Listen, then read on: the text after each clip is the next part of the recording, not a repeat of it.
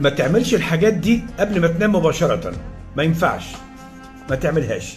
اولا شرب القهوة هيعمل لك ارق وتوتر ومش هتعرف تنام كويس، حتى لو نمت هتبقى بتتقلب وهتقوم الصبح جسمك مكسر لانك اساسا ما نمتش نوم عميق. الموبايل ما يفضلش كده جنبك على طول وماسكه وبتاع وتحطه يتشحن جنبك. الاشعة بتاعته الكهرومغناطيسية هتعمل لك ارق وصداع، ده غير حاجات تانية بعيدة بعد الشر يعني. النوم بالمكياج يا سيدتي ما ينفعش، لان ده بيعمل انسداد للمسام وفي نفس الوقت بيظهر حبوب في الوش كتير. شرب المية كتير قبل ما تنام برضو ملوش لازمة، لانه انت طول اليوم بتشرب مية. تعالى كده قبل ما تنام بساعة ولا ساعتين ما تشربش مية كتير، والا هتضطر تقوم تخش الحمام كتير وهيبقى نومك مش كويس، مش عميق.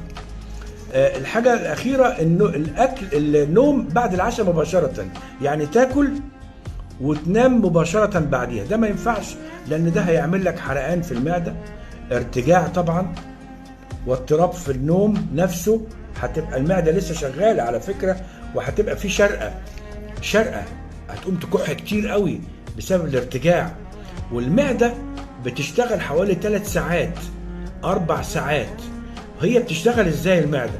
انت حطيت فيها اكل ونمت، المعدة بتفضل ايه؟ تعصر وتعصر وتخلط الاكل اللي انت اكلته بالعصارة بتاعت المعدة بتاعت نفسها، العصارة المعدية.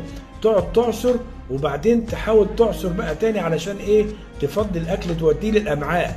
العصر ده مش هينيمك، هتحسه بالفعل.